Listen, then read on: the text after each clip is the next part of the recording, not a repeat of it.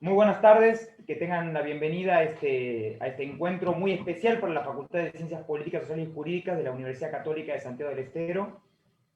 No solo por el tema que trata, sino por los referentes y las referentes académicas que aquí se han reunido para poder desarrollar para poder desarrollar un tema de interés internacional que en diciembre pasado ha cumplido 10 años de su inicio, por lo menos de sus primeros hitos, y que tenemos la posibilidad de poder escuchar y compartir reflexiones con esto, con personas que están muy dedicadas al estudio y en especial con el doctor Sidan Sairaoui, a quien le damos la bienvenida. Doctor, buenas tardes. Gracias, muchas gracias. El doctor va a estar dialogando durante el resto de la tarde con el licenciado Alejandro Zafarov. Alejandro, buenas tardes, gracias por acompañarnos. Buenas tardes, Juan Pablo. Buenas tardes a todos los colegas y las colegas, amigas y amigos y a quienes nos escuchan, a quienes están viendo la transmisión. También va a estar participando la magíster Patricia Kreinbaum. Patricia, gracias por estar aquí con nosotros. Hola, buenas tardes. No, muchas gracias a ustedes por la invitación. Un saludo especial a mi querido doctor Sidan y a todos los colegas. Realmente es un gusto poder participar en este panel. La magíster Macarena Sabio también nos acompaña esta tarde. Macarena, buenas tardes. Hola, ¿qué tal? Muy buenas tardes a todos. Muchas gracias por la invitación a la Universidad Católica de Santiago del Estero y felicitaciones por esta iniciativa de dar esta charla en el marco de los 10 años de la Primavera Árabe. Gracias al doctor Sidan por estar aquí presente también. Gracias, Macarena. Y por último, el magíster Ricardo Taján, a quien también le damos la bienvenida. Ricardo, muy buenas tardes. Muchísimas gracias por la invitación y un afectuoso saludo para todos los colegas y especialmente al doctor Sidan. Muchas gracias, Ricardo. Como bien anticipábamos, estamos conmemorando los 10 años de la Primavera Árabe y desde la facultad habíamos planeado poder juntar a referentes que puedan desarrollar temas que tengan, temas con los que puedan reflexionar en qué situación está, qué ha pasado en estos 10 años, se ha generado un cambio y un montón de cosas que vamos a ir viendo en el transcurso de esta tarde. Este encuentro ha recibido una declaración de interés por resolución del rectorado de la Universidad San Pablo T, declaración de interés por el honorable Consejo Deliberante de la Municipalidad de Loreto, declaración de interés por el honorable Consejo Deliberante de la Municipalidad de La Banda y declaración de interés por el honorable Consejo Deliberante de la Municipalidad de Santiago del Estero. Además, nos acompaña la representación oficial de la provincia de Santiago del Estero en Buenos Aires y Relaciones Internacionales, a quien le damos las gracias a estas instituciones por acompañarnos. Lo presento al doctor Sidan. Doctor Sidan Sairaoui, licenciado en Comunicación por la Universidad de Argel, en Argelia, posee una maestría en Relaciones Internacionales de la Sorbona, París, y una maestría en Ciencias Políticas de la UNAM, de donde también se graduó en doctorado en Ciencias Políticas. Es profesor investigador desde 1993 del Instituto Tecnológico y de Estudios Superiores de Monterrey, Campus Monterrey, en el Departamento de Relaciones Internacionales, del que fue director entre el 97 y el 2003.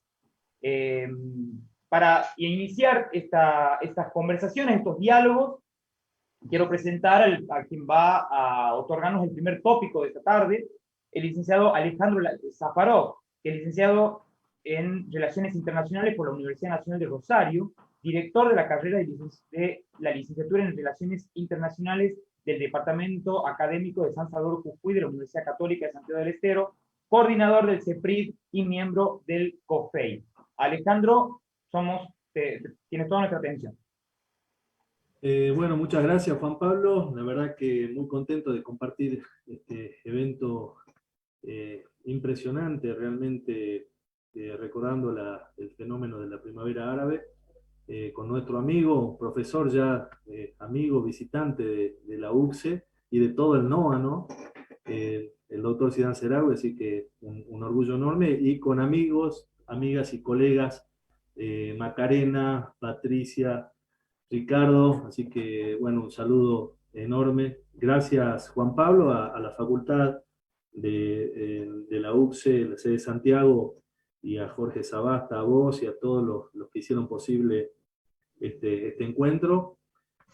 Como les decía, bueno, para nosotros es muy importante abordar esta temática, no solo por lo que significa para el sistema internacional, sino también por los lazos históricos y culturales que nos unen al mundo árabe, especialmente, en general a Latinoamérica, a la Argentina, que para la Argentina significa nada más ni nada menos que la tercera colectividad, los árabes en la Argentina, del proceso de inmigración que recibimos, ¿no? La migración árabe, recibimos sobre todo de origen sirio y libanés, y en particular el noroeste argentino, ¿no? Tenemos provincias en las que la inmigración árabe es muy importante: Tucumán, Salta, Jujuy, Santiago de Catamarca, La Rioja. Así que los lazos que nos unen a esta importante zona de nuestro planeta realmente es muy importante, y para las relaciones internacionales es central lo que está pasando en un mundo árabe muy contestatario de la centralidad del sistema internacional. Así que en representación de la sede Jujuy, del Centro de Estudios de Ciencia Política y Relaciones Internacionales de nuestra sede, realmente un tema central es, doctor, preguntarle y poder saber más acerca de lo que significa para la primavera árabe, lo que significó para la primavera árabe, y hoy cuáles pueden ser algunos ejes importantes para abordar lo que es la democracia vista desde el mundo occidental, como nosotros la vemos, influenciada desde los centros de poder occidental, y la relación con el Islam, con las consecuencias que tiene en el proceso de alguna manera de influenciar la política del mundo árabe, ¿no? Cómo las distintas acciones políticas o la política exterior de las principales potencias, sobre todo teniendo en cuenta de Estados Unidos,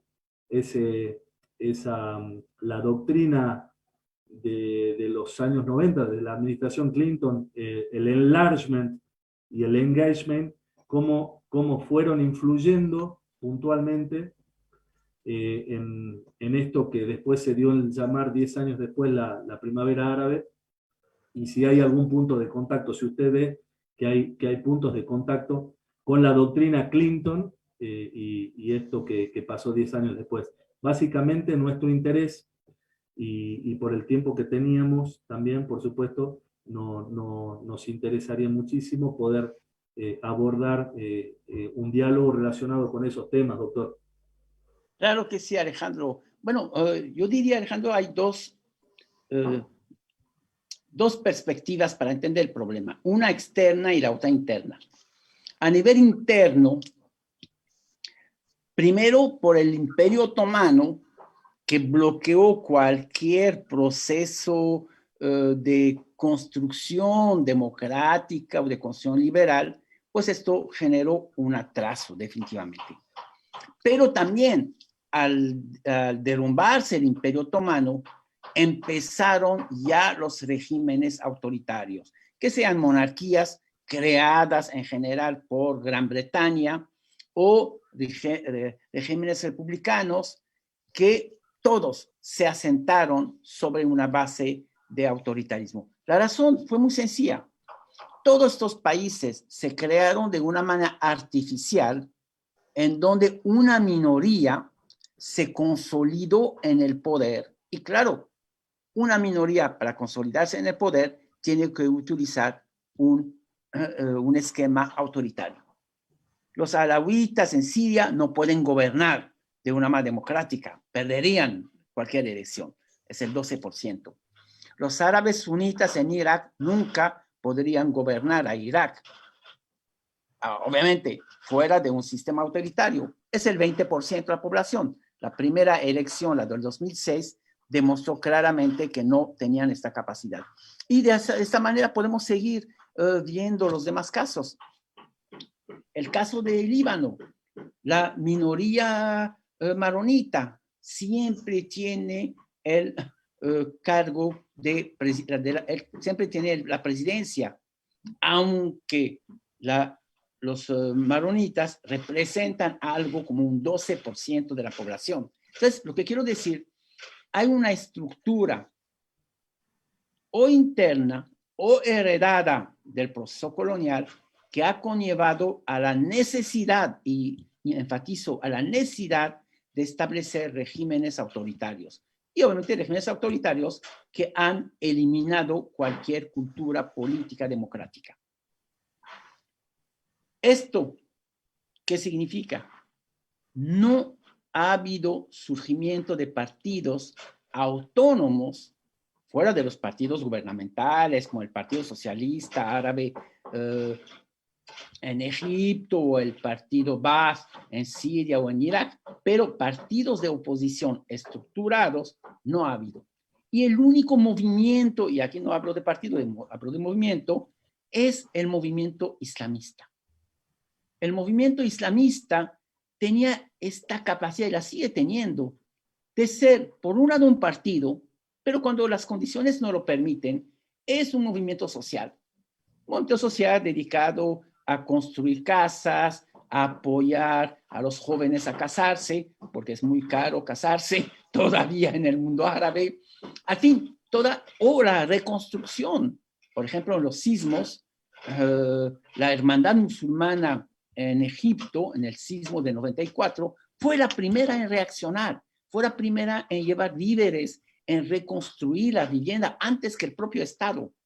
Y esto ha generado que la única figura que puede reemplazar al partido en el poder, pues es el movimiento islamista, bajo cualquier denominación. Pero esa es la parte interna.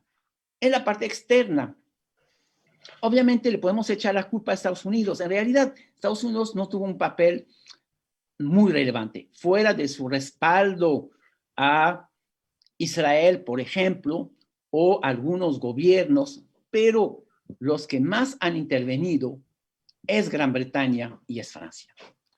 Y esto se vio claramente en el caso de Libia, el país que más estaba interesado en eliminar a Muammar Gaddafi fue Francia, y lo lograron. Las razones ya las sabemos: había mucha corrupción, Gaddafi había financiado la campaña de Sarkozy, había financiado la campaña de otros presidentes en Europa, inclusive cuando, ¿te acuerdas, Alejandro, cuando inicia la primavera árabe?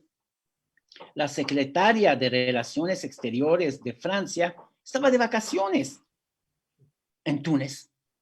Y cuando le preguntaron en la famosa isla de Djerba, que es nuestro Cancún, o el equivalente de Cancún, y cuando le preguntaron, no pasa nada aquí.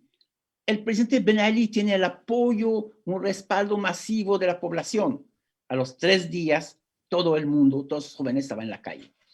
¿Qué quiero decir con esto? El apoyo de los líderes occidentales a los regímenes autoritarios en el mundo árabe fue decisivo. Y la razón, el temor al islamismo.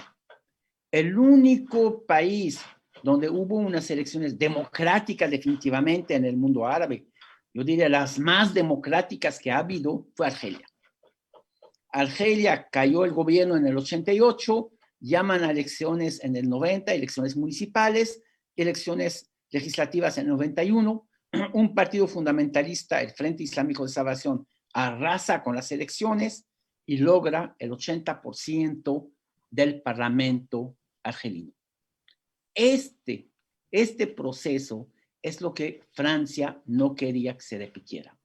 Entonces, esto es lo que tenemos que tener presente: el apoyo de los gobiernos occidentales para evitar procesos democráticos y obviamente dictaduras, regímenes autoritarios que no estaban interesados. Esto se rompe a partir de 2010, cuando la juventud sale a la calle, sale y empieza a cuestionar a esos regímenes y se empiezan a caer, ya la situación cambió totalmente. Y hay una pregunta más relacionada con esto que quedó muy claro, doctor. ¿Cómo ve usted esto después de 10 años, ¿no? La gente que salió a las calles, la juventud que salió a las calles y que se valió muchísimo de las redes sociales, ¿triunfó esa gente? ¿El pedido, la demanda de esa gente? ¿Cómo lo ve a 10 años después? Bueno, en primer lugar, voy a tomar el caso de las redes sociales. Sí. Sí fueron importantes, porque las redes sociales permitieron una reacción inmediata de la juventud. Y esto fue lo que cambia, porque levantamientos, manifestaciones ha habido. Argelia ha tenido 6 levantamientos, Marruecos ha tenido 6 levantamientos, Egipto ha tenido 5 levantamientos desde la década de los 80 a la fecha. Pero ¿qué pasa? Un levantamiento en Argelia en el 88 se limita a Argelia. Y era muy fácil bloquear todas las redes. Los teléfonos, había solamente teléfonos fijos y el Estado tenía la capacidad de bloquearlos. Entonces, definitivamente, estoy de acuerdo contigo, las redes sociales fueron decisivos. Ahora, ¿qué ha pasado con todo esto? Hubo un gran entusiasmo, sí, y sobre todo un entusiasmo porque muy rápidamente, en 2 años, 4 presidentes cayeron. Túnez, Libia, Egipto y el Yemen. 4 regímenes muy consolidados. Claro, el caso de Libia lo tenemos que poner como un caso aparte, porque Libia cayó no porque el pueblo quiso hacer caer a Gaddafi. Tenemos que recordar que Francia tuvo el papel central. Gaddafi no había caído sin la intervención, claro, de la alianza de los aliados, pero en realidad Francia fue el país que más actuó en ese sentido. Pero bueno, de todas maneras, 4 presidentes cayeron. ¿Qué pasó con esto? En todos los países donde hubo elecciones, no se instaló un sistema democrático. Los movimientos islamistas tuvieron el control. Movimientos moderados como el Nahda en Túnez, un poco más radical como el caso de la hermandad musulmana con Morsi en Egipto, o simplemente el país cayó en una guerra civil como Libia o como el Yemen. Y en los otros casos donde no hubo movimientos, manifestaciones, pero muy limitadas, fue el Estado desde arriba, como decía Lenin, una revolución desde arriba. El caso de Jordania y el caso de Marruecos, en donde las 2 monarquías se adelantaron a los deseos de la población y hicieron reformas. Marruecos, de una monarquía absoluta, se convierte en una monarquía parlamentaria, en donde el rey acepta el resultado de las elecciones y escoge al partido mayoritario, como cualquier régimen parlamentario o cualquier monarquía parlamentaria. Pero fueron 2 procesos desde arriba. ¿Dónde quedó las reivindicaciones? Ninguna fue resuelta. Guerras civiles, regímenes islamistas, la población se quedó frustrada. Lo que evitó otros movimientos fue el surgimiento del Estado Islámico. El Estado Islámico surge a partir del 2013, rápidamente tiene el control de la mitad del Medio Oriente, por lo menos de la mitad de Siria e Irak, levantó mucha esperanza, lo mismo que la primavera árabe. El Estado Islámico levantó mucha esperanza porque empezaron a plantear, ya quitamos la frontera, se acabó Sykes-Picot. ¿Esto quiere decir? Se acabó la herencia colonial. Y esto tenemos que recordar, la frontera entre Siria, Irak, entre Siria, Líbano, Siria, Jordania, son fronteras que a la gente no le interesa. Los gobiernos sí, obviamente, pero a la gente no le interesa. De hecho, cuando uno está en toda esta región, mi mamá es de Deir ez-Zor, muy pegada a la frontera de Irak, y de Deir ez-Zor cruzan a Irak sin pasaporte, van a comprar productos en Irak y regresan porque estamos en medio del desierto. Claro, es el Éufrates que sirve de vía de entrada. Lo que quiero decir es que esta decisión de eliminar, obviamente a nivel formal, las fronteras fue muy bien recibido. Pero ¿qué ha pasado con esto? Muchos de los jóvenes que participaron en los procesos revolucionarios de la primavera se fueron con el Estado Islámico. Pero no solamente jóvenes del mundo árabe, jóvenes de otros países islámicos, de Chechenia, de Afganistán, jóvenes occidentales. Había alrededor de unos 12,000 occidentales, europeos, que fueron a combatir al Estado Islámico, y esto realmente generó o desvió la atención hacia la primavera. 2017 es el fin del Estado Islámico. Bueno, por lo menos del territorio en manos del Estado Islámico. 2018 ya no es una amenaza al Estado Islámico. Prácticamente desaparece del mapa. Quedan grupos aislados, por ejemplo, sobre todo alrededor de Deir ez-Zor. Deir ez-Zor fue el último de los bastiones del Estado Islámico, pero ya son grupos armados, aislados en el desierto, no un ejército formal como lo tenían en el 73, en el 2003, 2004, 2014, cuando tomaron el control de la ciudad de Mosul. El fin del Estado Islámico va a conllevar un renacimiento de la primavera. No en los mismos países, curiosamente, en otros países. Perdón, ¿dónde renace la primavera? En Argelia, en Sudán, en Irak, en Líbano, inclusive en Palestina. Hay movimientos palestinos contra la propia OLP. Pero eso es un problema aparte. Pero en 4 países se da este movimiento. Se renace las manifestaciones y en menos de un año cae el presidente de Argelia, Bouteflika, cae el presidente de Sudán, el presidente de Sudán, cae el primer ministro de Líbano, Saad Hariri, cae el primer ministro de Irak. O sea, en 4 países, en menos de 2 años, bueno, prácticamente en un año, año y medio, van a caer 4 líderes, otros 4 líderes. ¿Cuál es el resultado? El resultado va a ser nuevamente negativo.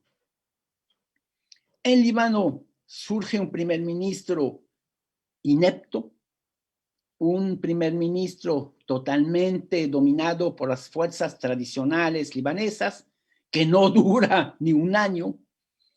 En el mes de agosto siguiente sube en octubre, en agosto renuncia, y curiosamente, el primer ministro, que fue la causa de la primavera libanesa, o lo que allá se llamó el movimiento del WhatsApp, porque precisamente fue el aumento, las tarifas del WhatsApp que desató esto, regresa al poder.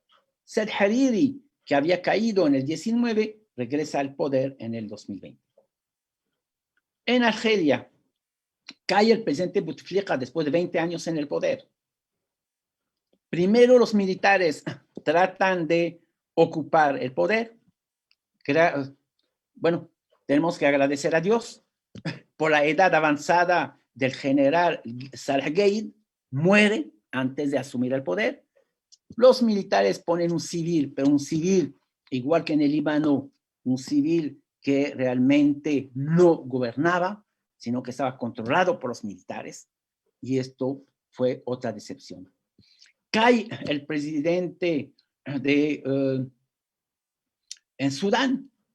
Los militares rápidamente toman el poder y prometen elecciones democráticas, pero después de 2 años. Cae el primer ministro iraquí, nombran el nuevo primer ministro, y el nuevo primer ministro es el exdirector de los servicios de seguridad de Irak, o sea, el hombre más represivo de Irak. Entonces, en los 4 casos, esta demanda democratizadora no se cumple. Cuando vemos esto, uno dice, bueno, ¿y qué pasa con la primavera árabe? La primavera árabe no satisfizo, no respondió a las demandas de las masas. Pero el pueblo no se cansa.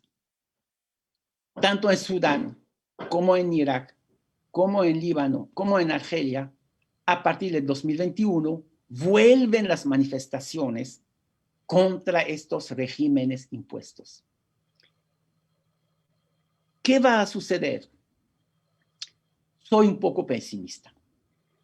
Yo dudo mucho que un régimen semidemocrático, no democrático, semidemocrático pueda instalarse, porque no hay una cultura, no hay una cultura democrática. Y por otra parte, hay tantas divisiones étnicas, religiosas, y no hablo de las políticas, obviamente, que han generado confrontaciones entre los grupos. Aunque en algunos casos, por ejemplo, en el caso del Líbano, que fue muy interesante, las manifestaciones en el Líbano no se hicieron sobre una base comunitaria. Los manifestantes fueron unidos, cristianos, musulmanes, judíos, drusos, se unieron para pedir la salida de Saad Hariri. Pero saliendo, nuevamente regresan estas divisiones. Es decir, el mundo árabe se ha puesto de acuerdo para nunca ponerse de acuerdo. Muy claro, como siempre, doctor, muchas gracias. Gracias a ti, Alejandro. Seguimos aquí en esta tarde reflexionando sobre Primavera Árabe y una revolución inconclusa, como modo de llamar a este encuentro. A continuación le damos la palabra a la magíster Patricia Kreinbaum, licenciada en Historia, graduada de la Universidad Nacional de Tucumán y magíster en Relaciones Internacionales, docente titular de la cátedra Introducción a las Relaciones Internacionales en la Universidad del Norte Santo Tomás de Aquino. Ha participado en múltiples congresos y jornadas como expositora, experta en tópicos sobre terrorismo, política internacional y nuevos desafíos del orden internacional. Patricia, te escuchamos. Muchas gracias por la presentación. Bueno, saludo de nuevo a los colegas y agradezco a la Universidad de Santiago del Estero esta invitación. Bueno, un lujo poder conversar con el doctor Zidane realmente de este tema que, como ustedes bien dicen, ha sido planteado ya en diciembre, los 10 años de la Primavera Árabe. Pero bueno, como Medio Oriente no nos da tregua, en este momento, ¿no es cierto?, hay otro proceso en curso gravísimo, y siempre es como que de alguna manera la reflexión académica va un poco por detrás de los acontecimientos. Mi consulta sé que es un poco amplia y que es un tema muy, muy grande, doctor, pero bueno, por supuesto yo confío en que usted va a saber marcar los ejes más importantes.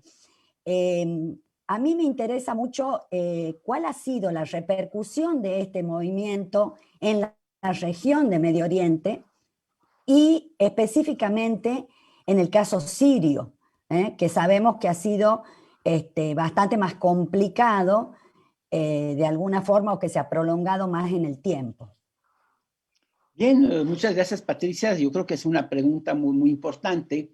Pues definitivamente, bueno, todos los procesos fueron únicos, pero en el caso de Siria, lo que hace único al proceso sirio son varios factores. El primero es la intervención directa de una superpotencia, Rusia. La intervención de Rusia cambia totalmente la región. Sin la intervención rusa, Bashar al-Assad ya había caído. Era obvio que había caído.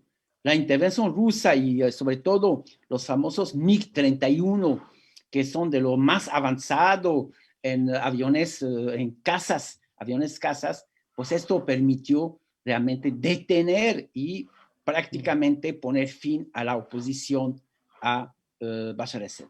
Ese es el primer factor. El segundo factor es la emergencia de los kurdos. ¿Por qué digo emergencia? Si bien es cierto, los kurdos siempre han estado allá, no nacen allá, pero los kurdos que siempre fueron controlados por el régimen turco, por el régimen iraquí, con la guerra civil de Siria y el apoyo decisivo de Estados Unidos, se convierten en un actor, en una fuerza militar importante. Disculpe, doctor, ahí un segundito.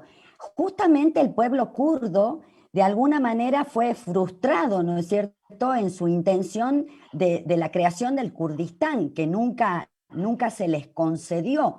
¿Usted cree que esta intervención les creaba de alguna forma la ilusión de ganar algo políticamente en favor de ese objetivo de crear su propio Estado? Totalmente de acuerdo contigo, Patricia, totalmente de acuerdo. Los kurdos fueron siempre engañados, vamos a decirlo de esta manera. Los engañaron las potencias occidentales, Francia y Gran Bretaña, después de la Primera Guerra Mundial. De hecho, en el mapa había un Kurdistán. Sí, había un Kurdistán. En el mapa, pero en la práctica, Kemal Atatürk puso fin a este Kurdistán. Nuevamente, en 1946, nace otro Kurdistán, la República Socialista Soviética de Kurdistán, apoyada por la Unión Soviética. Dura 6 meses y desaparece. Y después sabemos toda esta guerra de los kurdos, la guerrilla kurda contra Turquía, contra Irak, que realmente nunca se logró. Obviamente, ahorita fue un momento muy adecuado, o por lo menos parecía muy adecuado, para los kurdos, para poder por fin generar, si no un Kurdistán, el gran Kurdistán independiente, por lo menos un pequeño Kurdistán que se Rojava, el Kurdistán occidental, el norte de Siria, y de hecho todo estaba preparado para poder crear un estado kurdo al norte de Irak, al norte de Siria, perdón. Y esto no sé si fue una promesa de Estados Unidos, pero por lo menos sí hubo un apoyo decisivo de Estados Unidos. El gran problema, o lo que los kurdos no habían tomado en cuenta, es que los aliados de Estados Unidos son aliados que sirven para una actividad y cuando dejan de servir, los tiramos a la basura. Hago ahí un aporte, me meto ahí un poquito, ¿sí? Perdón, porque quería también destacar, ¿no?, el rol que han tenido los kurdos en la lucha contra el ISIS. Claro, los kurdos fueron decisivos. Los kurdos fueron decisivos contra el ISIS. ¿Por qué? Porque fue de los pocos que atacaron al ISIS. La aviación rusa atacó a la oposición a Bashar al-Assad, no al ISIS. Cuando Turquía invade Siria, Turquía se dedica a atacar a los kurdos, no a atacar al ISIS. Así que realmente la punta de lanza contra el ISIS fueron los kurdos. Pero cuando ya el ISIS desaparece prácticamente, cuando el ISIS ya deja de ser una amenaza, los kurdos dejan de ser útiles. Sobre todo porque está la amenaza turca. Turquía fue muy claro. Si Estados Unidos quiere apoyar a los kurdos, que saquen su base aérea de Incirlik. La base aérea de Incirlik es la base aérea más grande de Estados Unidos en el Medio Oriente. después de la base naval de Doha, y obviamente Turquía es miembro de la OTAN. Entre un país miembro de la OTAN, una base militar que los Estados Unidos pueden utilizar cuando quieran, obviamente si los turcos les permiten, y apoyar a un posible futuro Estado independiente kurdo, la decisión es muy sencilla. Estados Unidos abandona a los kurdos. ¿Por qué digamos, este empecinamiento de los turcos contra los kurdos?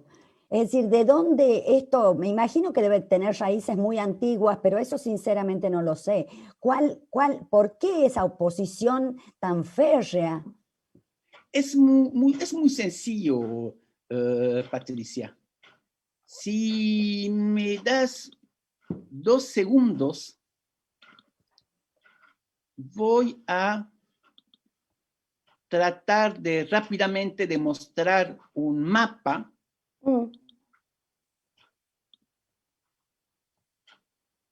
que es muy interesante.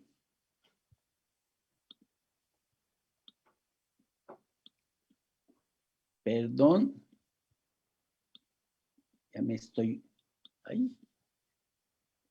¿Sí puedo abrir un mapa? Por supuesto, sí. Estoy chequeando aquí. Está habilitada la opción a compartir. Avíseme si no puede. Está habilitada. Ok. Excelente. Sí, está habilitada. Compartir. Ya la estoy compartiendo. Bueno, voy a pasar rápidamente estos.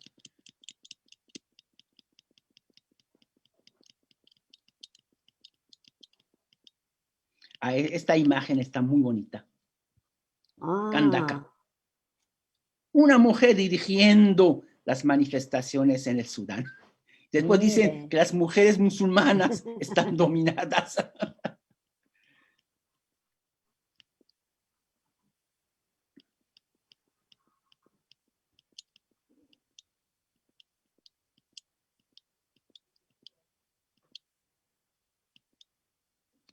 Esto responde a tu pregunta, Patricia.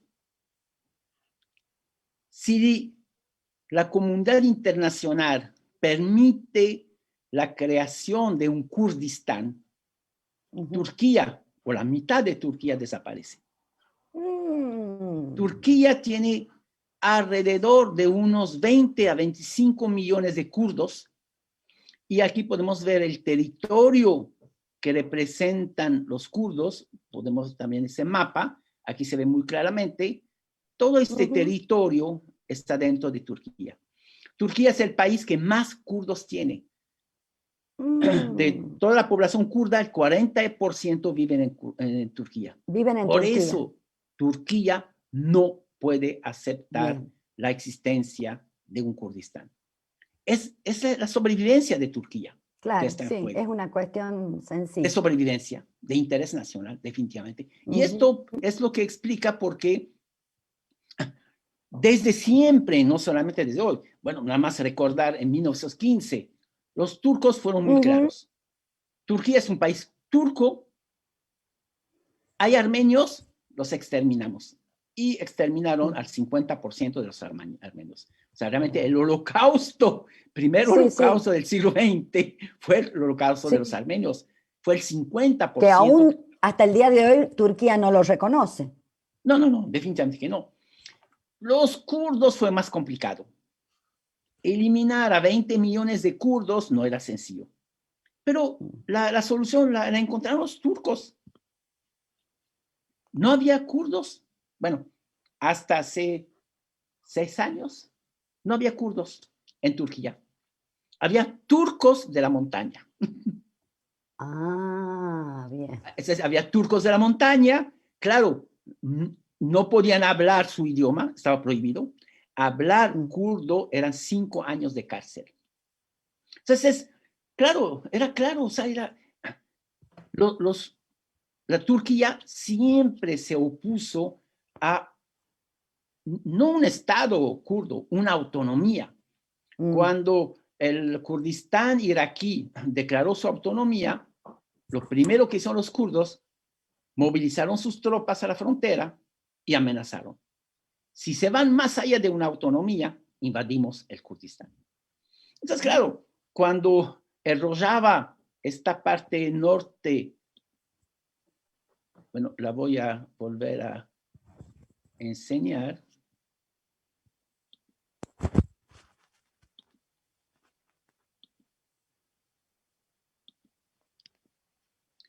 Este es el Rojava, que es la parte norte de Siria, que también se conoce como el Kurdistán occidental. Turquía rápidamente invadió esta parte. Y de hecho, la dividió. La batalla de Kobane, no sé si se acuerdan, fue una de las batallas más sangrientas que ha habido en la guerra de Siria, porque obviamente los kurdos se resistieron en Kobane, pero bueno, frente a la supremacía, a la superioridad turca, pues tuvieron que aceptar. Y esto es lo que los turcos no pueden aceptar. Entonces, yo creo que ahí está claro. Clarísimo, clarísimo, doctor, perfecto, muchas gracias. De nada. Agradecemos a toda la gente que nos está acompañando por las redes, estamos saliendo en vivo por la página oficial en Facebook de la Facultad de Ciencias Políticas, Sociales y Jurídicas. Y bueno, les decimos que pueden acercarnos sus consultas a la caja de chat de la transmisión, así que para cualquier duda o inquietud o comentario que quieran ir haciendo, lo vamos a estar compartiendo por aquí. Seguimos con la magíster Macarena Savio, licenciada en Relaciones Internacionales, magíster en Comercio Internacional, docente e investigadora de la Universidad San Pablo T, que nos acompaña también esta tarde. Muchas gracias por estar ahí, Macarena. Escuchamos. Hola, ¿qué tal? Buenas tardes. Saludos tardes, ahí Macarena. a todos. ¿Qué tal, doctor? Saludos ahí a todos los colegas presentes y bueno, y dar las gracias a la Universidad Católica de Santiago del Estero por esta excelente iniciativa y esta excelente organización a través de estas herramientas virtuales. Bueno, mi pregunta y mi tema, mi eje de debate en esta tarde con el doctor Zidane, ¿no?, es acerca, bueno, de la primavera árabe en el Magreb. Nosotros desde la Universidad de San Pablo habíamos desarrollado un proyecto de investigación donde tratábamos de dilucidar las principales diferencias y similitudes en los tres grandes países del norte de África, en donde se inició todo este proceso y esta revuelta que da nombre, ¿no?, la primavera árabe. Túnez, que tuvo ahí la iniciativa, el primer país en el que se inician estas revueltas, Egipto y Libia. Esos tres países eran los que habíamos tomado para analizar y ver. Entonces le quería consultar al doctor cómo veía él el desarrollo de este proceso en estos tres países, que ha sido, bueno, fundamental para que de ahí se expandiera al resto del mundo árabe. Cómo vio en sus inicios, ¿no?, que se planteaba con una idea de apertura, democratización, respeto de derechos humanos, de libertades individuales, y bueno, y cómo está la situación hoy, 10 años después, en estos tres países, ¿no?, que podemos, bueno, mínimamente ver el balance de la realidad de Túnez, muy diferente a la realidad de Libia y a la realidad de Egipto. Entonces, bueno, le quería trasladar esto al doctor, de cómo veía él este proceso de diferencias y similitudes entre estos tres países. Claro, muchas gracias, Macarena. Bueno, yo creo que es una pregunta también muy interesante, como todas las anteriores, pero que nos saca un poco de los lugares tradicionales que uno piensa en la primavera. Definitivamente, el Magreb, bueno, vamos a hablar del pequeño Magreb, Túnez, Argelia y Marruecos, fueron tres casos sui generis. Túnez, ¿por qué la primavera árabe se dio primero en Túnez? No es una casualidad. Túnez es el país más abierto, no democrático, no era democrático, obviamente bajo Ben Ali, pero el país más abierto, el país que tenía un mayor acercamiento con el mundo occidental, una mayor influencia del mundo occidental, y esto explica por qué allá inició la primavera árabe. Claro, el otro elemento que fue importante es que la tasa de desempleo de los profesionistas en Túnez fue y sigue siendo altísima. Si se acuerdan, el joven tunecino que se inmoló en diciembre del 2010, pues la razón fue muy sencilla. Es un joven que estudió para ser profesionista, sale de la universidad y termina vendiendo frutas en una esquina. O sea, como quien dice, ¿para qué perdí 10 años de mi vida estudiando para terminar haciendo lo que podía haber hecho a los 10, 12 años? Y claro, pues esto, cuando la policía viene y voltea su carrito, su pequeño carrito,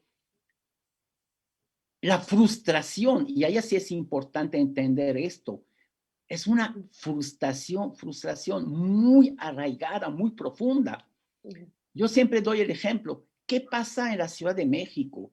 Bueno, Ciudad de México, probablemente Buenos Aires, La Plata, yo creo que todas las grandes ciudades tienen lo mismo. Parecido a lo que nos pasa a nosotros también, doctor. ¿Verdad? Pero, ¿qué pasa, Patricia, cuando un joven está vendiendo en la calle de Florida, en Buenos Aires? Viene la policía, le quita su producto, se va corriendo, se instala a la otra esquina. ¿Por qué? Sí. Porque vive así. Ese es su mal vivir. Pero un joven profesionista no. La humillación. Sí, pero un joven que no tiene una visión más allá, que siempre ha vivido esto, siempre, o sea, su papá vendía en la calle, su abuelo vendía en la calle, sus hermanos venden en la calle, o sea, no es una frustración, es simplemente su modo de vida.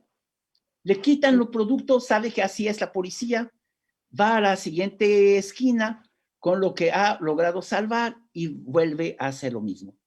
Pero un joven profesionista que estudió para salir de la pobreza y sigue siendo pobre vendiendo en la calle, tiene una gran frustración. Claro, cuando le quitan su mercancía, lo único que sabe hacer es echar gasolina y se quema.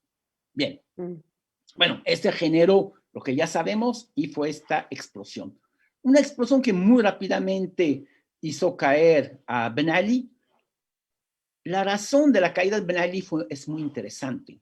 El ejército en Túnez siempre fue un ejército débil.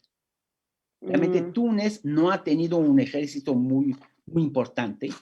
La policía es la que tenía la fuerza, realmente la verdadera fuerza.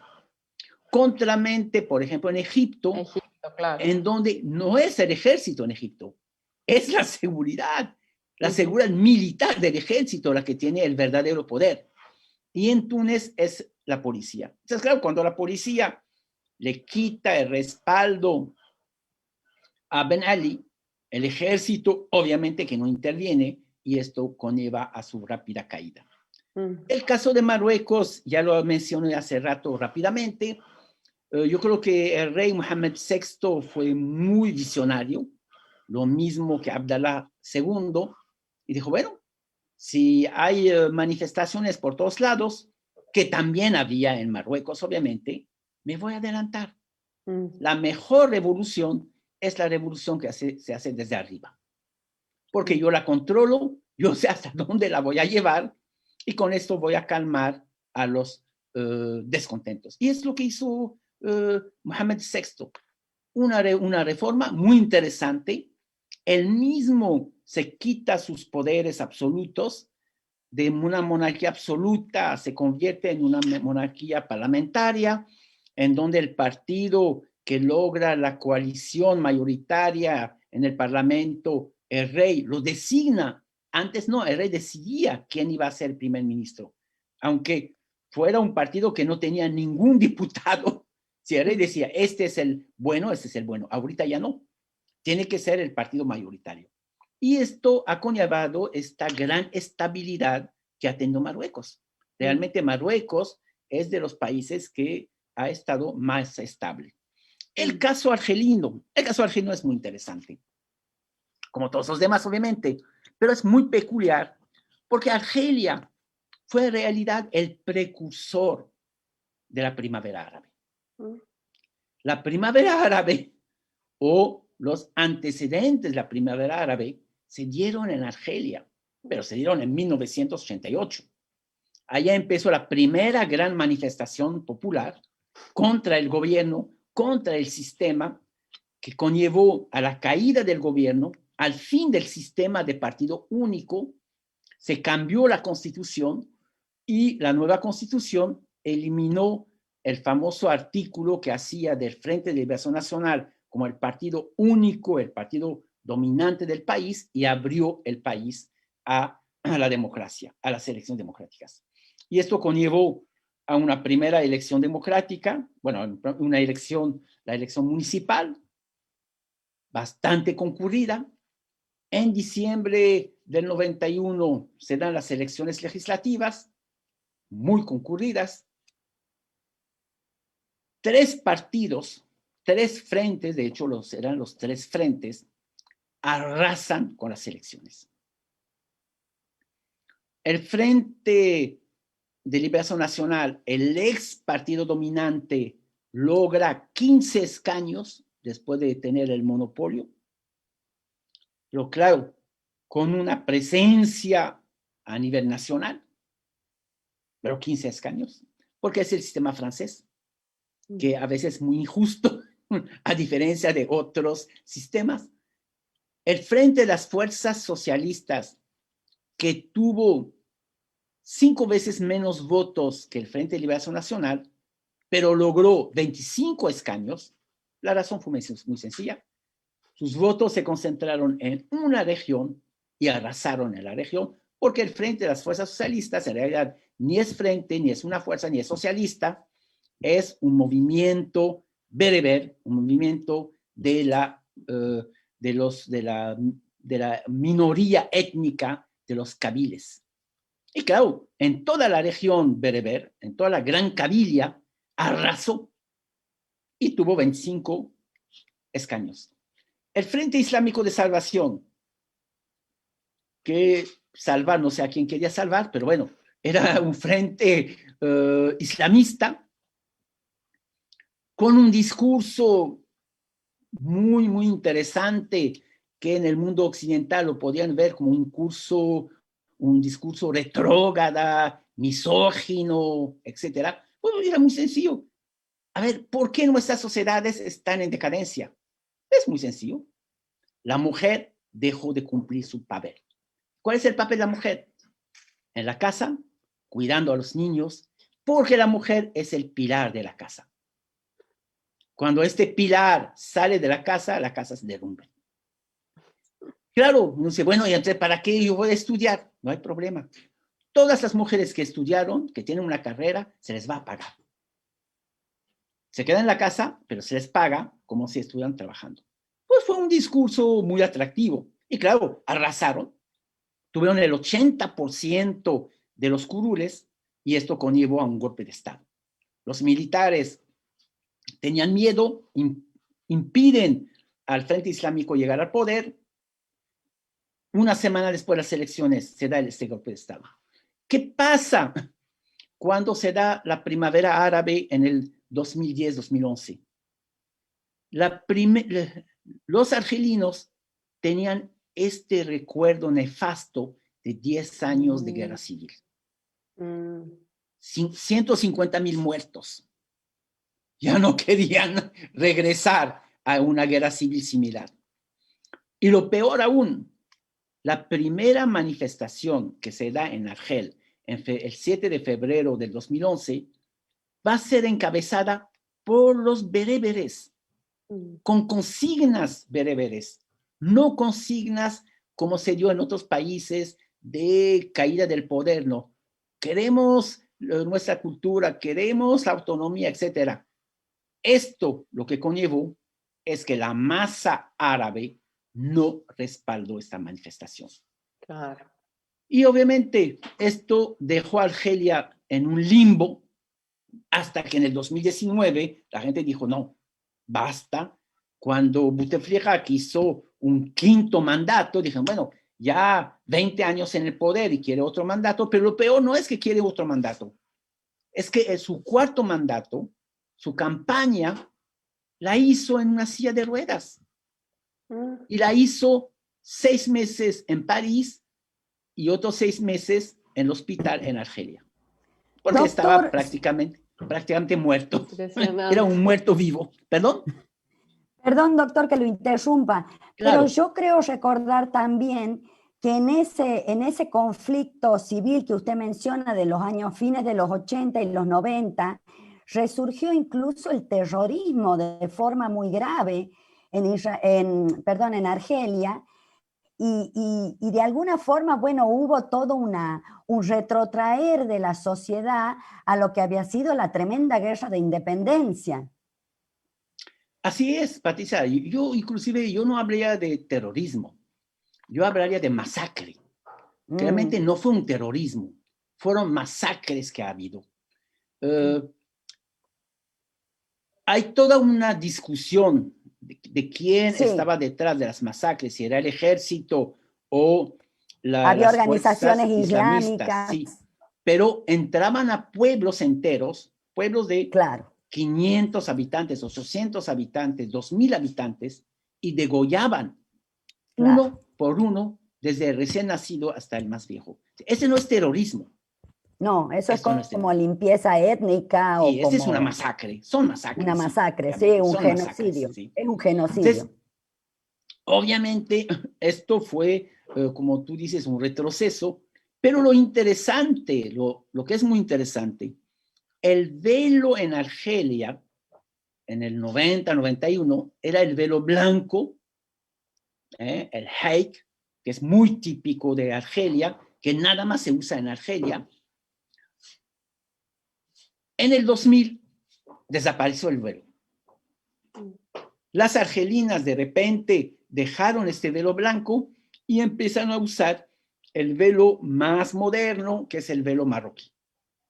Entonces, es un fenómeno social muy interesante y lo dejaron precisamente porque el velo blanco es un velo muy incómodo. De hecho, no es un velo, es una sábana que se enrollan. Es un enrollan. Y el velo, la túnica marroquí es una túnica, como cualquier túnica occidental, que es mucho más práctica. Pero fue en menos de 10 años un cambio social radical. Bien, regresando al caso de Argelia, decía, bueno, después de esta experiencia, obviamente los argelinos no querían entrar a esta primavera árabe, porque si entraban era para apoyar a los kabiles y no querían, y había este temor. Tenemos que esperar el fin del Estado Islámico, tenemos que esperar hasta que el presidente Bouteflika se quiso presentar para un quinto mandato, un hombre sumamente enfermo, cuando los argelinos salen a la calle. Basta, ya no queremos un quinto mandato.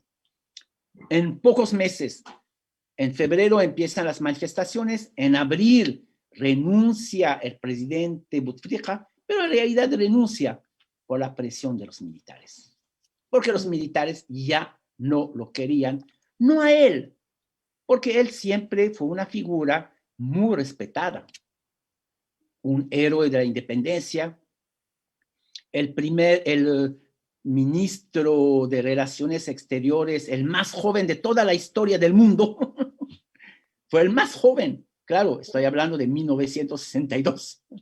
¿Sí? Entonces, los militares son los que lo van a quitar del poder, porque allá se generó toda una mafia del poder alrededor del hermano del presidente, y claro, los militares lo eliminan porque quieren tener el control directo del poder. El resultado, se pone a un presidente Tebboune, que es un hombre del ejército. El ejército no quiere estar a la frente del Estado, pone una una figura de un hombre ya grande, 80 años, sin poder, y de hecho Tebboune se queda un año en el poder y anuncia que ya renuncia y se presentan nuevas elecciones que ya pronto se van a llevar a cabo. Este es el panorama del Magreb. Y Libia, para terminar, ¿cómo lo ve que es, bueno, de la región, uno de los países de mayor caos, anarquía? Bueno, como decía, aunque la primavera árabe fue un movimiento general, pero cada país tiene su propia particularidad. El caso de Libia. Libia, en primer lugar, era el país más rico, más igualitario, con el mejor nivel de vida de prácticamente todo el continente africano. ¿Sí? No hay un país que tenía un nivel de vida como el de Libia. ¿Eso qué significa? Significa que los libios realmente no querían eliminar a Gaddafi. El problema de Libia es otro. Bueno, claro, Libia tiene 2 millones de habitantes, no tiene 35 como Argelia. Pero es otro el problema de Libia. En primer lugar, Gaddafi siempre, o más bien nunca tuvo confianza en su propio pueblo. El ejército o la punta de lanza del ejército libio eran los tuaregs. Gaddafi traía mercenarios tuareg del desierto, de Mali, de Níger, etcétera, etcétera, y esto conformó realmente la punta de lanza del ejército libio. Inclusive, el cuerpo de élite que protegía a Gaddafi no eran hombres, eran mujeres, porque tenía más confianza a las mujeres. Eran mujeres muy bien entrenadas, obviamente. Eran mujeres que todas tenían cinta negra, expertas en las armas, en el combate, armas de fuego, etcétera, etcétera. Bien, pero ¿cuál es el problema de Libia? 2 problemas fundamentales. Claro, Gaddafi tenía 42 años en el poder. El pueblo seguía admirando a Gaddafi. Pero los 2 problemas de Libia eran, uno, una rivalidad tradicional Libia fue formada por 3 regiones, pero una no cuenta mucho, que es el Fezzan. Las otras 2 regiones, la Cirenaica y la Tripolitana, la Cirenaica es la región de Benghazi, culturalmente ligada a Egipto, y la Tripolitana, la región de Trípoli. Inclusive, cuando uno va a Libia, dice, estoy en 2 países. Si uno va a Trípoli, está en el Magreb. Está en África del Norte, el Magreb. Comen como se come en Túnez, en Argelia, en Marruecos, el cuscús, por ejemplo, el té, se toma el té verde, etcétera, etcétera. La manera de hablar es la manera de hablar del Magreb. En Benghazi es Egipto. La manera de hablar es la manera del Mashraq, del Oriente. No comen cuscús, comen lo que se come en Egipto. Toman el té negro, etcétera. O sea, culturalmente son 2 regiones que por la historia fueron obligados a unirse. Pero también, y él es cierto elemento, el rey Idris de Libia, el rey Idris es de Tripolitana. Siempre ha habido la rivalidad con Benghazi. La Cirenaica siempre se opuso a la monarquía de Idris y siempre se opuso al gobierno de Gaddafi. Ese es el primer punto. El segundo punto, Libia, igual que el Yemen, son estados tribales. No hay una nación libia, no hay una nación yemení, son tribus. Y quien tiene el control de las tribus, tiene el control del país. Claro. Gaddafi viene de una tribu, Gaddafa, así se llama su tribu, por eso se llama Gaddafi, es el Gaddafa, la tribu. Una tribu muy pequeña, pero está en el centro, en Sirta. O sea que es una tribu que ni está ligada a Tripolitana, ni está ligada a la Cirenaica. Y esto le dio a Gaddafi precisamente este margen de maniobra. Y lo que hizo Gaddafi fue muy sencillo. ¿Cómo tener el apoyo de las tribus? El petróleo es lo que me lo va a permitir. Y empezó a repartir a los jefes tribales dinero. Compró prácticamente a los jefes tribales. Todo lo que querían los jefes tribales lo tenían por parte de Gaddafi. Y esto generó una lealtad de los jefes tribales alrededor de la figura de Gaddafi. El problema, cae el presidente del Yemen. El país se derrumba. Cae Gaddafi, el país se derrumba. Porque cada tribu dice, bueno, pues ya no está el que me repartía el dinero, ahorita yo voy a tomar ese dinero. Y tratan de tomar los pozos petroleros, etc. Y el otro gran problema que generó la caída de Gaddafi es que los tuareg, que eran miles de tuareg, dicen, bueno, pues nosotros vamos a cobrar. Ya no tenemos trabajo, pero ¿cómo vamos a cobrar? Pues es muy sencillo. Si nadie nos va a pagar, agarramos el armamento y se llevaron todo el armamento que había. Este armamento es el armamento que hoy está matando a los franceses en Mali, a los franceses en Níger, a los nigerianos en Nigeria, etcétera, etcétera. Se han convertido en los contrabandistas de armas, pero también en mercenarios, un poco por todos lados, y en particular en Mali, donde está la crisis más importante entre los tuaregs y el gobierno de Mali. Excelente, doctor. Muchas gracias. Muchas gracias y bueno, es magnífico el análisis general, global que hace de todos estos países árabes del norte de África, así que le agradezco Muchas gracias. Por su descripción. Gracias. Bien, seguimos y de nuevo vamos agradeciendo, ya tenemos algunas consultitas en el chat de la transmisión, así que enseguida la vamos a estar compartiendo, pero antes vamos con nuestro último referente académico del panel, en este caso el magíster Ricardo Taján, abogado, secretario del Juzgado Federal de Santiago del Estero, es magíster en Administración Pública y especialista en Gestión Pública, profesor adjunto de las cátedras de Derecho Internacional Público y Derechos Humanos de la Universidad Católica de Santiago del Estero. Docente de posgrado, además de coautor de libros y numerosas publicaciones. Ricardo, muy buenas tardes, gracias. Lo escuchamos. Gracias, Juan Pablo, por tu presentación. Un honor realmente haber sido invitado a este panel, principalmente por tan distinguidísimo expositor y por los colegas que me acompañan. En el caso del tópico que fuera elegido por mí, Juan Pablo, voy a salir un poco de lo que venían conversando el profesor Zidane y mis colegas.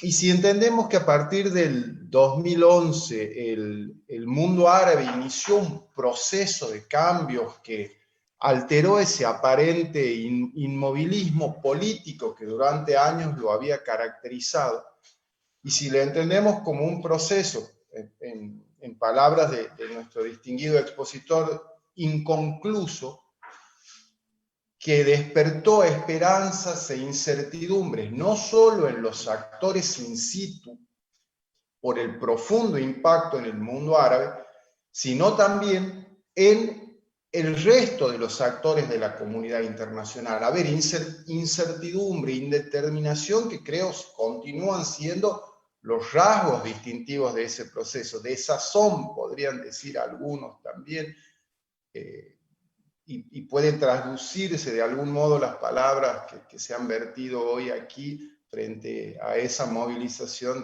en algún modo en busca de procesos democráticos. Mi pregunta, mi tópico, profesor, apunta a interrogarlo a usted sobre cuál fue el posicionamiento específicamente de los países de Sudamérica frente a esta primavera árabe, remontándonos al 2010-2011. Después mi segunda pregunta va a apuntar hacia la actualidad y en lo que yo entiendo una banalización de la primavera árabe frente a algunos acontecimientos sucedidos en nuestra querida Sudamérica. Ahora, ¿cuál fue el posicionamiento de los países en Sudamérica? En particular, y aprovecho su vastísima experiencia y su amplio conocimiento y las visitas que ha tenido, ¿cuál fue también de algún modo la posición de la República Argentina frente a la primavera árabe? Como profesor de la Cátedra de Derechos Humanos, permítame solamente una premisa. Creo que los países de América del Sur no han podido superar más que meras declaraciones reactivas frente a hechos consumados. Han perdido la gran posibilidad de tener una visibilidad acompañando los movimientos desde un lugar más contundentes. Repasaba algunos autores que acostumbramos leer en el tema de la primavera árabe y comparto lo que ellos decían, entre ellos Rodríguez, de que las respuestas se han desenvuelto en un contexto de pragmatismo. Es decir, en un principio no emitir comentarios, no dar posiciones oficiales, a después, a partir de lo sucedido, esto especialmente con Túnez y Egipto, pero a partir de Libia y a partir de Siria, las declaraciones se tiñen de algún modo de ideología de acuerdo a que el país de Sudamérica estuviera dentro de los llamados con un giro a la izquierda o dentro de los en la vereda contraria o opuesta. También de algún modo ver la postura de Brasil en algún modo abstencionista sin tomar partido decidido frente a los acontecimientos de la primavera árabe. Pero no quiero extenderme más, no soy yo el que tiene que hablar. Me parece que es muy importante escucharlo a usted, querido profesor Zidane, sobre el posicionamiento de los países de Sudamérica. No, al contrario, Ricardo, yo creo que hiciste una muy buena introducción. Hasta me diste pistas para poder contestar. Bueno, en primer lugar, tenemos que recordar que la primavera árabe se da en un momento en donde el populismo latinoamericano ya está entrando en decadencia. No ha desaparecido, pero pocos años después, prácticamente ya el populismo, por lo menos en el caso de Argentina, en el caso de Brasil, en el caso de Perú, en el caso de Ecuador, o sea, y esto es importante. Claro, va a quedar un populismo, el de Maduro, por ejemplo, va a quedar populismo en Nicaragua. Evo Morales va a caer mucho más después, pero en los países centrales, aunque no están en el centro, en los países más importantes, Brasil, Argentina, ya el populismo ya está prácticamente saliendo. Y esto es importante, porque un régimen populista había tomado una posición mucho más radical y abierta frente a estos acontecimientos. Ese es el primer punto. El segundo punto, el movimiento empieza en países con poca relación con América Latina. Túnez, pues Túnez realmente en América Latina, salvo que Túnez le ganó a México en el fútbol, en Argentina en el 78, creo que es lo único que aquí los mexicanos nos acordamos, que fueron 5-1, pero fuera de esto, Túnez no existe. Entonces, Túnez, Egipto, inclusive Libia, Yemen menos. El Yemen, ¿quién conoce a Yemen? Entonces, la primera parte de la primavera árabe no fue, salvo en Venezuela, donde Libia tenía una presencia muy fuerte, pero fuera de esto, realmente no hay un gran impacto. Además, tenemos que reconocer que el país que tiene, o tenía, por lo menos en este momento, mayor presencia en América Latina, no era un país árabe, era Irán. Irán era el único país que tenía una cadena televisiva en Caracas.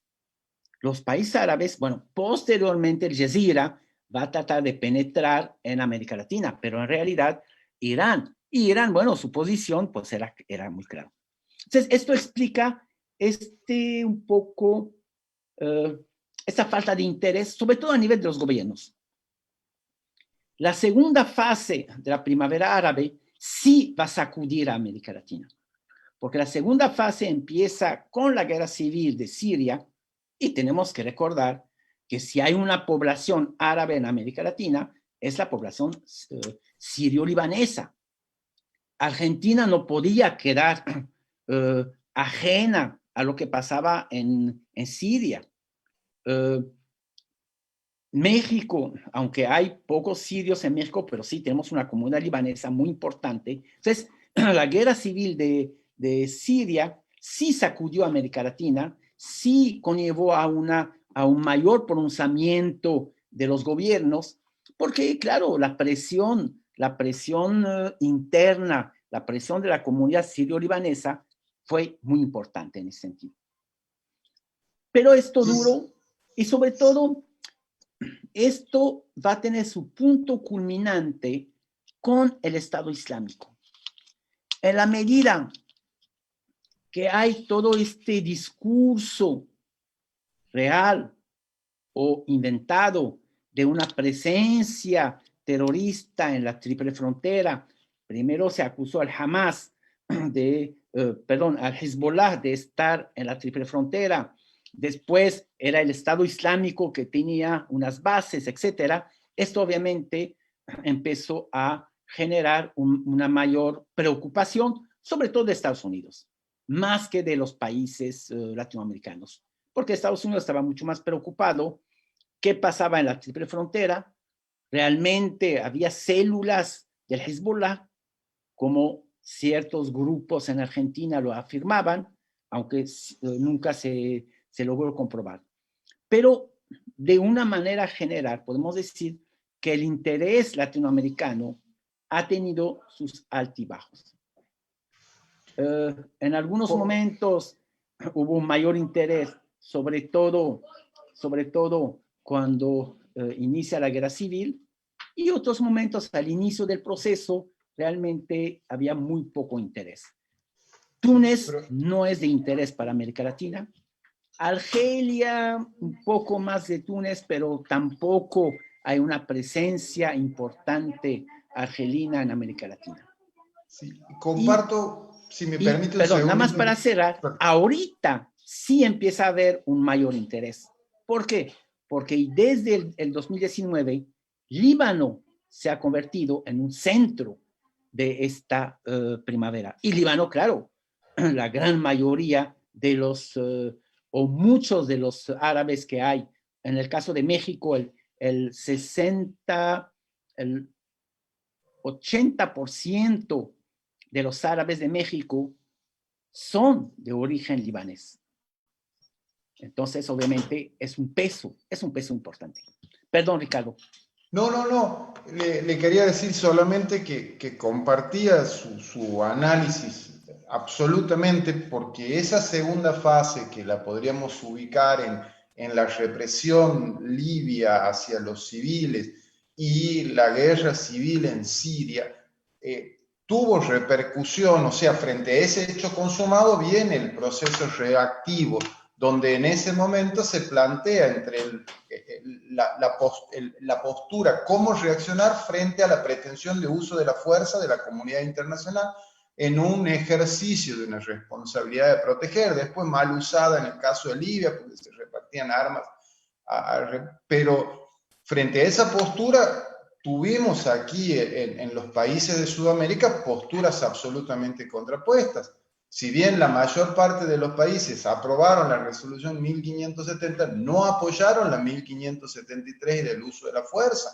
Es más, y ahí viene el discurso de Cristina Kirchner, por ejemplo, donde habla de las soluciones a bombazos por parte de los países de Occidente, y ese paso que le digo de un pragmatismo de algún modo a una ideología, es decir, lo que había sido abstención frente a Túnez, frente a Egipto, o de algún modo de algunos estados, saludar la caída de algunos dictadores aliados de Occidente, como decía ese grupo de países con algún tinte ideológico, cambiaban radicalmente su postura frente a Siria o Libia, con dictadores más afectos a su tinte ideológico, y no aprobaban el uso de la fuerza, y se planteaba sobre todo por los países del ALBA una férrea oposición a lo que entendían un intervencionismo, y sostenían la rígida postura de una defensa absoluta de la soberanía y de la no intervención.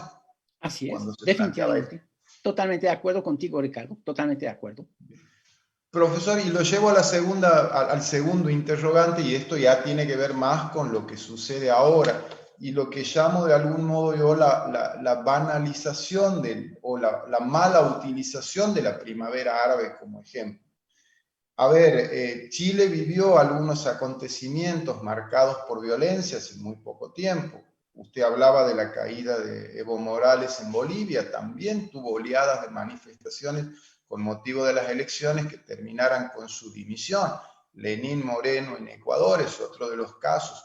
Y en todos ellos veo abordar esto tomando como ejemplo para revelar situaciones que no son propias del mundo árabe, sino del mundo latinoamericano, banalizar la figura de la primavera árabe.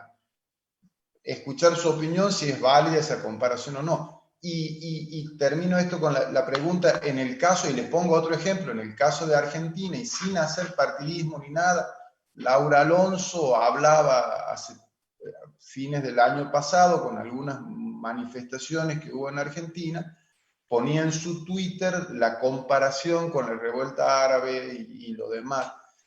Esta es la segunda etapa que yo veo de este relacionamiento en Sudamérica con lo que fue la primavera árabe. Y quería escuchar su opinión también sobre esto. Muchas gracias, Ricardo. Yo creo que es muy, muy interesante esta comparación. Bueno, aunque sí se ha comparado y se ha tratado como discurso utilizar el fenómeno de la primavera árabe, tenemos que recordar varios puntos muy distintos. En primer lugar, en América Latina las dictaduras cayeron en los 80s, pero cayeron por la presión, en particular de Estados Unidos, no tanto por manifestaciones internas. No hubo grandes movilizaciones como en la primavera árabe para hacer caer las dictaduras. La presión externa, sobre todo porque las dictaduras ya no eran viables, no eran útiles para la estrategia norteamericana. Y esto explica por qué Estados Unidos retira su apoyo. Entonces, todas las manifestaciones que ha habido últimamente no fueron contra dictaduras, sino regímenes más o menos democráticos, un poco más autoritarios, pero en general regímenes electos. Y esto cambia mucho, porque una manifestación, un movimiento contra un régimen electo no moviliza a todas las masas. En cambio, en el mundo árabe, contra los 20 años de Bouteflika, pues todo el mundo estaba unido. Esta es la primera gran diferencia. La segunda, los reclamos no son de la misma naturaleza. El nivel de pobreza, no en todos, pero en muchos países árabes, el caso de Egipto, el caso del Yemen, por ejemplo, el caso de Sudán, es mucho más agudo, mucho más fuerte de lo que pasa en Argentina, aunque sí hay pobreza en Argentina, aunque sí hay pobreza en Paraguay, pero los niveles de pobreza son muy distintos. En el Yemen estamos hablando del 60% de la población que vive por debajo del nivel de pobreza. El país más castigado en América Latina puede ser Haití, pero curiosamente Haití no ha habido movimiento. Los movimientos en América Latina se dieron en países con un nivel de desarrollo medio y no en los países más pobres, como puede ser el caso de Paraguay, el caso de Haití, por ejemplo, en estos países. El tercer elemento, la situación internacional. No ha habido una condena salvo en algunos casos por razones ideológicas que no voy a entrar en detalles, pero no ha habido una condena, una unanimidad contra los gobernantes. Contra Maduro sí, posteriormente contra Evo Morales, pero realmente, ¿qué se le puede reprochar a Macri? Ser un mal gobernante, sí, pero no se le puede reprochar ser un dictador. Entonces, las manifestaciones contra estos líderes no tienen la misma profundidad que en el caso del mundo árabe. Por eso que aunque sí se ha hecho algunas comparaciones, yo diría que son comparaciones muy forzadas.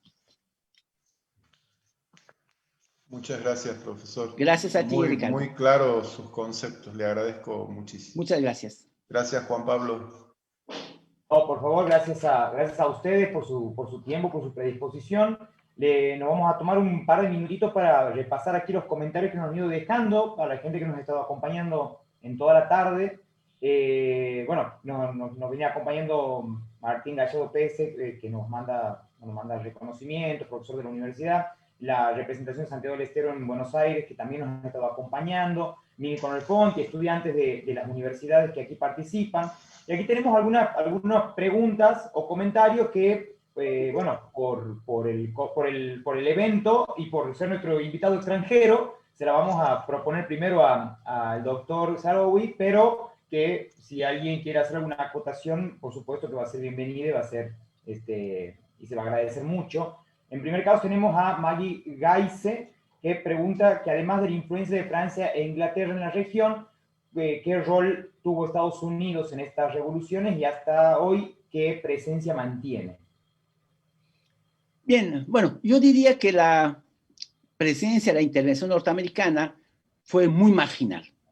Fuera de su apoyo a Israel, que ya sabemos que es un apoyo decisivo, pero Israel no entra dentro de este proceso de la primavera árabe, y el apoyo que le dio a los kurdos, que ya hemos platicado. Pero realmente el gran drama del mundo árabe nace con el colonialismo británico y el colonialismo francés. Se han dividido a esta región desde Londres, desde París, de la manera que quisieron tener reinos, repúblicas, etcétera, pero de una manera tan arbitraria que generaron estados muy inestables. Y son los estados inestables que tenemos el día de hoy. Ahora bien, en esta primavera árabe, ¿por qué fue Francia más que cualquier otro país que intervino? Porque Francia tiene muchos intereses. Aunque Estados Unidos tiene intereses muy focalizados en Arabia Saudita, pero que no tuvo ningún problema de la primavera árabe, o en el caso de Israel, Francia sí tiene muchos intereses en todo el norte de África prácticamente. Minas de uranio que tiene que proteger, yacimientos de gas, yacimientos petrolíferos, etcétera, etcétera. Y además esta relación tradicional que tiene Francia, histórica, con el Líbano, que obviamente cualquier crisis en el Líbano, Francia se siente como la gran potencia protectora de los católicos libaneses. Entonces, por eso, Francia fue el país que más ha intervenido, Inglaterra en una segunda posición, pero del otro lado, obviamente que Rusia fue el país que más intervino también. La razón de Rusia no le interesó Libia, no le interesó Egipto, no le interesó Argelia, pero sí Siria. Porque en Siria, Rusia tiene su última base naval, la base de Tartus. Si el gobierno de Bashar al-Assad cae, Rusia pierde su presencia en el Mediterráneo. Y una potencia emergente, hoy emergente, fue una superpotencia, hoy vuelve a emerger como superpotencia, no puede quedarse sin una presencia naval en el Mediterráneo. Y esto explica este intervencionismo tan fuerte de Rusia en la guerra civil siria. ¿Alguien quiere hacer alguna acotación? Seguimos. Gracias, doctor, por la respuesta. Muchas gracias. Seguimos con los comentarios. Bueno, aquí Leila Mohana, disculpen si pronuncio mal el apellido, manda... Mohana es de Tucumán, creo. Puede ser, porque manda saludos muy afectuosos a Macarena y a Patricia, y aquí acerca una reflexión sobre, dice, lo leo, como dice el doctor, cambia todo para que nada cambie. En Egipto hoy está Sisi, hombre fuerte del ala militar de la época de Mubarak, quien hoy busca resaltar el orgullo y nacionalismo egipcio. Muestra de ello el gran desfile dorado de los faraones. Recordemos que hace poco han hecho el traslado de piezas de un museo a otro con una apuesta fastuosa, y entiendo que a eso se refiere como un elemento simbólico de esta puesta en valor del nacionalismo y orgullo egipcio. Doctor, ¿una reflexión? Claro.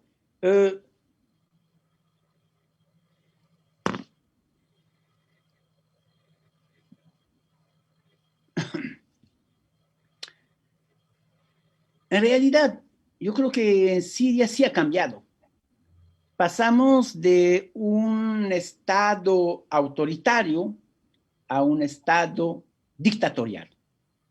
Porque en realidad el gobierno de Sisi es altamente represivo, lo que no fue tanto el gobierno de Mubarak. Entonces sí, Leila, tienes razón. Efectivamente, todo cambia para que nada cambie. Tenemos el caso de Sisi, toma el poder en Egipto y vuelve a instaurar un régimen altamente autoritario. Tenemos el caso de Líbano, en donde Hariri, que lo sacaron del poder en el 19, regresa en el 2020. Tenemos el caso de Irak, sacan al primer ministro y regresa, o más bien entra el jefe de la seguridad militar. Y finalmente, hubo el caso de Argelia, sacan a Bouteflika del poder, nombran a Tebboune, un hombre del ejército, pero obviamente el ejército está todavía detrás. Y esto lo podemos seguir repitiendo, el caso de Sudán, etcétera, etcétera. O sea, efectivamente, la primavera árabe logró cambiar para que nada cambiara. Seguimos, bueno, Patricia Lapego de Palermo, que también manda saludos a Patricia Creimo y a Macarena, y también reconoce la charla que acabamos de hacer, y bueno, y muchos más saludos que después cada quien puede revisar. Bueno, hasta aquí llegamos. Reflexiones finales, Macarena, Ricardo, Patricia.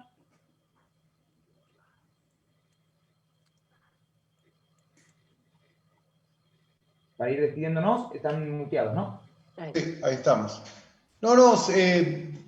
Solamente agradecer, creo que ha sido muy útil, Juan Pablo, han sido tan claros los conceptos vertidos, nos ha permitido comprender tan cabalmente la situación a partir de este proceso denominado de la primavera árabe, no solo desde el mundo árabe, sino también vos has visto las respuestas que nos ha dado sobre el posicionamiento de Sudamérica, inclusive desde Argentina. Así que de mi parte nada más que agradecer esta valiosísima iniciativa de la universidad y también a las queridas colegas y al queridísimo doctor Serawi también. También me sumo a lo que dice el doctor Ricardo. Me parece una excelente iniciativa recordar, bueno, estos 10 años de esta revolución inconclusa. Felicitarla a la UCSE porque ha sido, bueno, impecable toda la organización de este evento, la comunicación, bueno, con Juan Pablo. Los felicito ahí, a Jorge Sabaste también un afectuoso saludo valiosísimo desde aquí. Lo de Jorge, como siempre. Sí, excelente, Jorge, a ver si nos podemos volver a ver pronto. Y bueno, y un lujo total haber estado aquí compartiendo estas palabras con el doctor Zidane. Excelente e impresionante el conocimiento global que tiene de la realidad de los países árabes. Y bueno, y ahora estos interrogantes que también nos deja, ¿no? Hacia dónde irán, hacia dónde, cómo continuarán estos procesos en los países árabes. Así que bueno, muchas gracias a todos los que estuvieron también del otro lado escuchándonos, y saludos ahí a todos los colegas. Bueno, yo por supuesto agradecerle a la UCSE la invitación, a Jorge Sabasta, a mi universidad también que me ha designado para integrar este panel, realmente un placer. Felicitarlo al doctor Zidane, que no solamente es un extraordinario investigador, sino que es un docente sumamente didáctico, claro, y bueno, y ayuda, el alma de profesor, ¿no es cierto?, se nota en cada una de sus exposiciones. Solamente una pequeña reflexión con respecto a que nosotros acá en el noroeste argentino tratemos estos temas. Creo que es sumamente valioso. Nuestras provincias no se caracterizan especialmente por tener, estoy diciendo en el nivel general, demasiada atención para los procesos internacionales. Creo que esto tiene que contribuir no solamente con nuestros alumnos que eligen carreras como las relaciones internacionales, que parecen a veces cosas, digamos, como fantasías incluso, poco reales. Creo que esto es muy importante para nosotros, para crecer académicamente, para seguir formándonos como docentes, como investigadores, porque vivimos en un mundo globalizado, porque además, como ha dicho el doctor, todo nuestro continente está atravesado por las culturas y por las etnias que sobre todo en nuestro país, ¿no es cierto?, con la inmigración, y supongo que será el caso de México también, tienen y siguen teniendo lazos, ¿no es cierto?, con Europa, con el mundo árabe y con tantas otras regiones del mundo que nosotros a veces creo que pecamos un poco de pueblerinos, estar siempre mirando lo local, porque nuestros países tampoco tienen situaciones sencillas, entonces estamos más preocupados por lo nacional y por lo local, pero creo que estos esfuerzos son muy importantes por nuestros alumnos, por nuestro futuro, y porque contar con la colaboración de personas como el doctor Zidane, que están realmente en el tope del sistema, como podríamos decir en términos de relaciones internacionales, no solo de un lujo para nosotros, pero habla de su enorme generosidad. Así que yo les agradezco a todos, los felicito a todos por la cuestión técnica también, y bueno, y un gusto. Ojalá que podamos seguir haciendo este tipo de cosas. Doctor Zidane, somos todos de usted. Bien, bueno, en primer lugar, muchísimas gracias por estas lindas palabras, Macarena, Ricardo, obviamente Patricia, se nos desapareció también Alejandro, y obviamente Juan Pablo, bueno, por tu extraordinaria organización de este evento, realmente. También a Leila Ancira, que le estoy dirigiendo su tesis, me gustó mucho su pregunta. Desde aquí México sigue dirigiendo, por eso dije que era de Tucumán, si no me equivoco, creo que es de Tucumán, si no me equivoco. Bueno, pues muchísimas gracias a todos, y ojalá que el próximo año no lo hagamos por Zoom, sino que lo hagamos en Santiago del Estero. O en Jujuy, ustedes decidirán. ¿Verdad, Macarena? Perfecto. Muchísimas gracias a todos ustedes. Totalmente, Dios quiera. Muchas gracias. Gracias a todos. Gracias, doctor, muy amable. Cuídense mucho y espero que nos veamos el próximo año. Que tengan un excelente día, una excelente semana y un excelente fin de año. Gracias. Doctor. Cariño enorme a todos. Saludos a todos.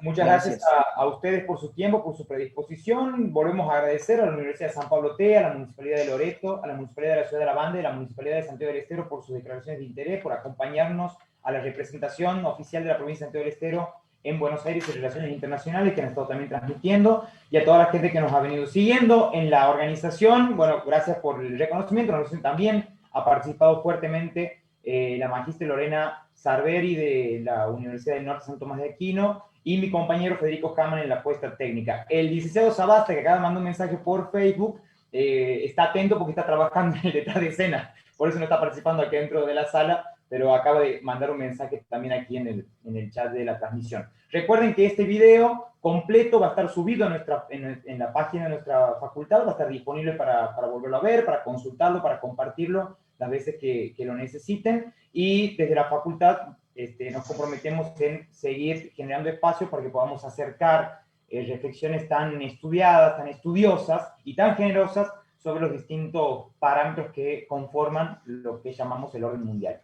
Muchas gracias, doctor Zidane, muchas gracias. Magíster Macarena, muchas gracias, magíster Patricia, muchas gracias, doctor Ricardo, gracias al licenciado Alejandro Zafarov, que tenía un compromiso previamente asumido y ya nos había anticipado que se iba a retirar con antelación.